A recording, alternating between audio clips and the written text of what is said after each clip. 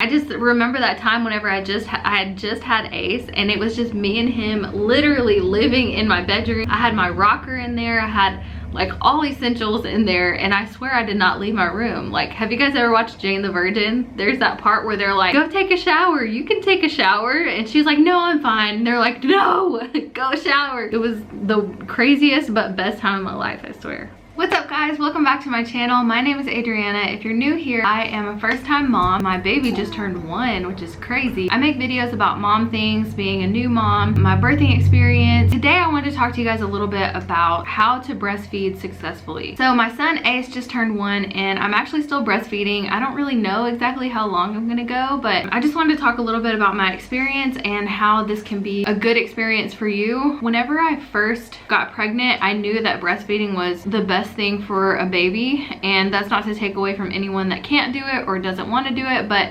everything that I had read said that it's the healthiest, that it's one of the best options. I wanted to do it because of that, and also I don't want to have to buy formula. And so I went on this journey of like researching like crazy about how to do this successfully.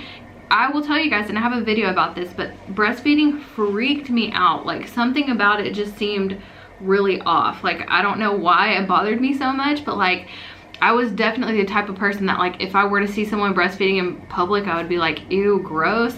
If I thought about the actual baby latching and all of that, it just grossed me out. So if you feel that way, just know that it could change for you. Whenever I had Ace and he was first born, it was just like, okay, I gotta feed this baby. Like, he's screaming and crying and I gotta figure out how to feed him. There are definitely some things that made this process a lot easier. Okay, so the very first thing that I would encourage you guys to do if you're early on in your pregnancy or even later, do some research. So the hospital that I had Ace, I was just lucky in this. I didn't know anything about this beforehand, but after having him and talking to some other moms, I realized that my hospital was truly amazing. The hospital that I used is something called baby friendly, a baby friendly hospital. And so what this means is that the whole process is going to be geared toward you breastfeeding successfully, trying to keep things as natural as possible.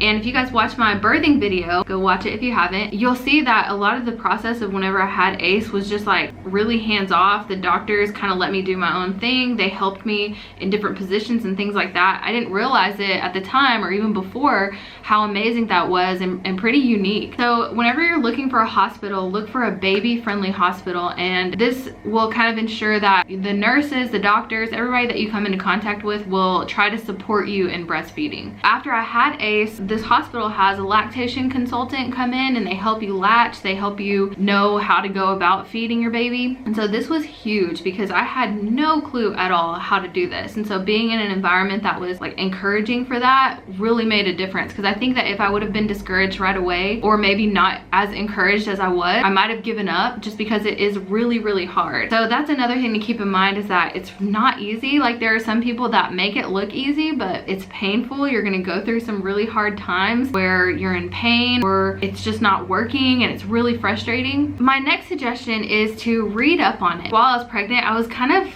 like, I don't really want to know a whole lot because I felt like it would make me a little bit nervous. But as I got closer and closer, like within weeks of my due date, I started thinking like, man, I really need to do some research and learn about this. So I got a couple of books, and I'll link them down below. These 2 books outline the whole process of pretty much immediately after your baby is born, kind of what your body is doing, what your baby is feeling, how to go about actually feeding your baby in a more natural way. So like the doctors, oh my gosh, the doctors and nurses will tell you, feed your baby every 3 to 4 hours. It shouldn't take this amount of time and this and that. But you just got done feeding your baby and he slept for like 2 minutes and then he's screaming and crying again, and you're like, it hasn't been 2 hours. No, you're supposed to feed your baby whenever he's hungry, your newborn. These books also, and books about breastfeeding, were a huge reason why I decided to go without an epidural.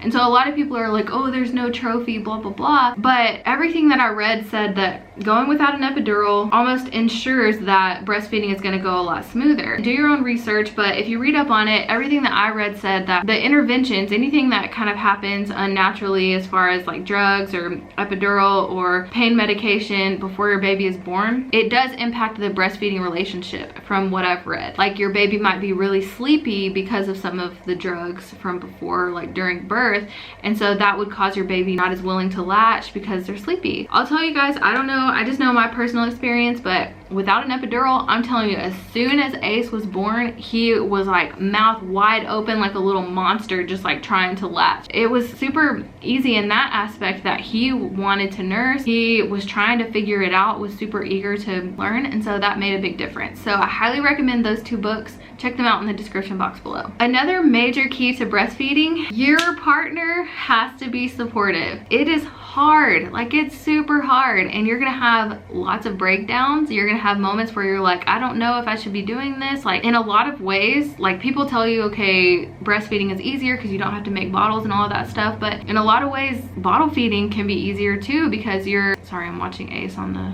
monitor, he's moving around. In a lot of ways, bottle feeding can be easier too because your partner can be the one that feeds your baby. If you're breastfeeding, it's just you. Like whenever your baby is screaming and crying and needs to be consoled, the boob is the answer, and you're gonna have to be the one that meets that need. So thankfully, Tavis was super supportive. He would come and just like comfort me whenever I was freaking out about something, or he would do this for me, which is incredible. But I would be nursing Ace, you know, just non-stop. Like your baby wants to eat non-stop. It's crazy. And so Tavis would like bring meals back to the bedroom for me. He would bring me snacks, drinks, make sure my phone was charged. And so this is a huge part of being successful in breastfeeding, is having someone that is supportive of that and can help meet your needs while you're doing this, because truly in those first few weeks, it's non-stop. You are needed at all times. So make sure you have a partner that is 100% bought in, supportive of what you're trying to do. Okay, next, I definitely overlooked this to start. Make sure you have the right tools and supplies, okay? You're gonna need things. I'll link all of this down below, but for example, you're gonna need a hot and cold pad that will fit right perfectly on your boob. They make ones that are like kind of this like cutout shape, and so like it doesn't cool or heat your nipple. There are times that you're gonna have different types of things that happen. You'll research this as you go because you'll be googling like, what is this, why is this happening to me? You're gonna need nipple cream like buckets, okay? Your nipples are gonna die for 2 weeks and beyond, actually, because Ace just got teeth and I'm dying. So something like a Haka, a little hand pump, something that's really easy to clean and simple that you can just have right beside your bed. The Haka is amazing for helping build your stash too in a reasonable way. But the Haka, you just like kind of look up a video on how to use it, but you just like suction it onto your boob. So your baby feeds on one side and you put it on the other side, and so you're collecting milk while you're nursing, and it's just the best thing, most convenient thing ever, because pumping and nursing doesn't have to be a separate event, which is nice. I'll link a bunch down below because there's just so many things, and I'll probably think of more as we go. You need comfortable clothes, you need comfortable bras. Another thing that is essential for breastfeeding is getting the right pillows.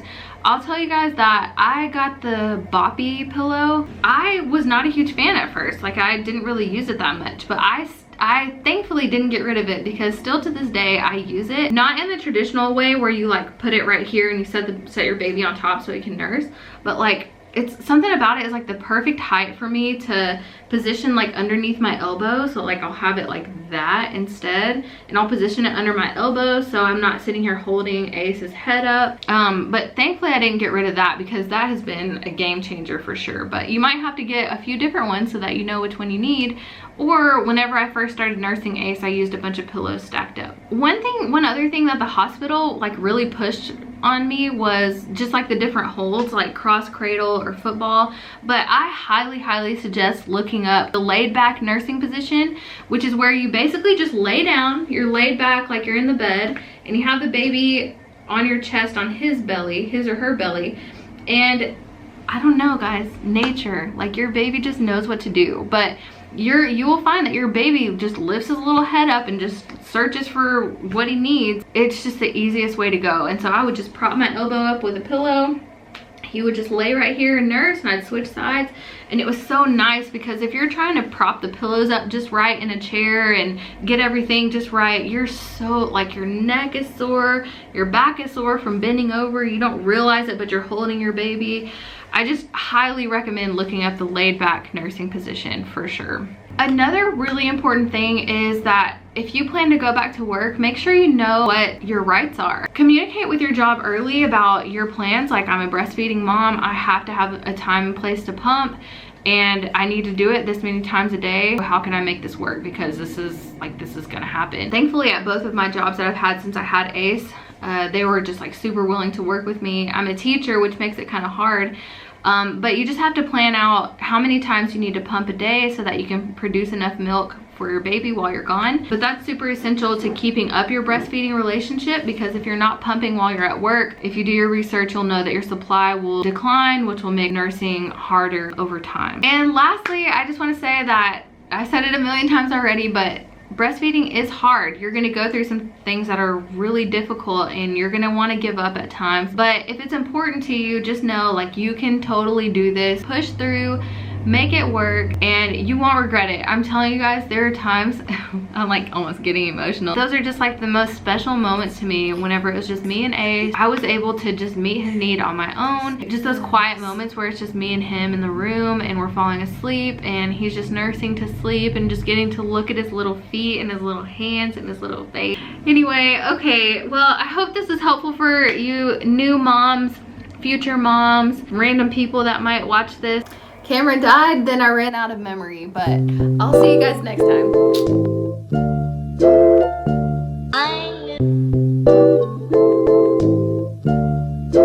My heart is